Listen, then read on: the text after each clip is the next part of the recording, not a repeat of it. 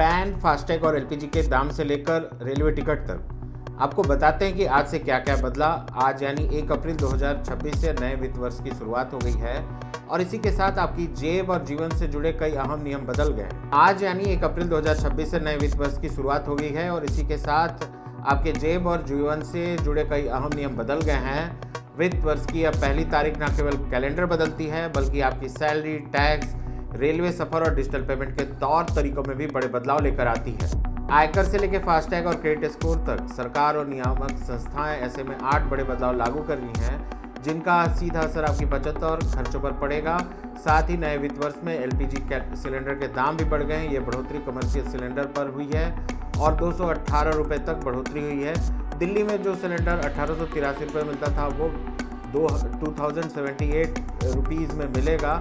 आइए जानते हैं इन बदलावों के बारे में विस्तार से ताकि आप अपनी फाइनेंशियल प्लानिंग समय रहते कर सकें। आयकर का नया दौर, इनकम टैक्स एक्ट 2025। सबसे बड़ा बदलाव टैक्स व्यवस्था में होने जा रहा है। 1 अप्रैल से पुराना आयकर अधिनियम 1961 इतिहास बन जाएगा और इसकी जगह आयकर अधिनियम 2025 प्रभावी होगा। इस नए एक्ट का मकसद टैक्स प्रक्रियाओं को सरल बनाना है। इस बदलाव के तहत अब असेसमेंट ईयर और प्रीवियस ईयर जैसे उलझाऊ शब्दों को खत्म कर दिया गया है।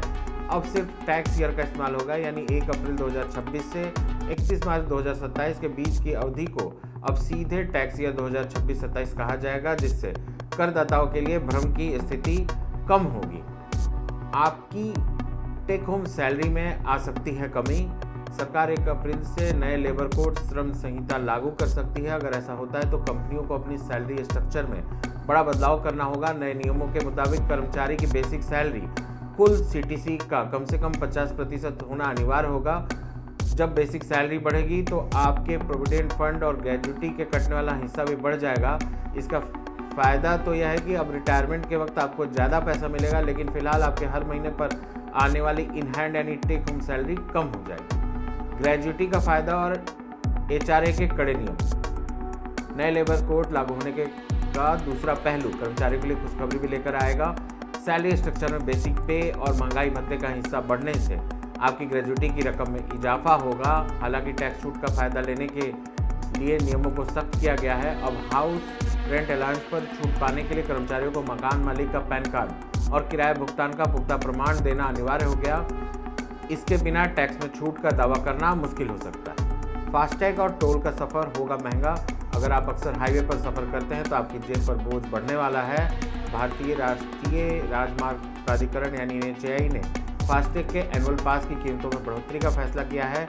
अब जो एनुअल पास 3000 रुपये मिलता था उसकी कीमत 1 अप्रैल से बढ़कर 3075 रुपये हो जाएगी। यह पास गैर व्यावसायिक वाहनों के लिए होगा और देश भर के लगभग 1150 टोल प्लाजा पर मान्य होगा।